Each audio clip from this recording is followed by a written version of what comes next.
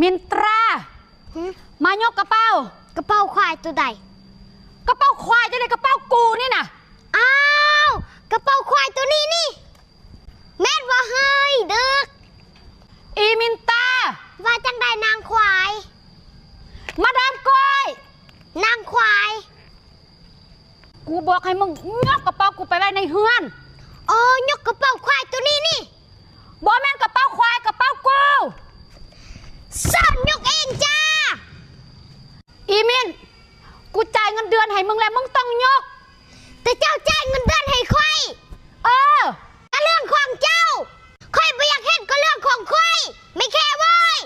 กระเป๋าก็ไว้อยู่เฮือนเองบ่แม่นกระเป๋ากูกระเป๋ามึงกระเป๋าควายกระเป๋ามา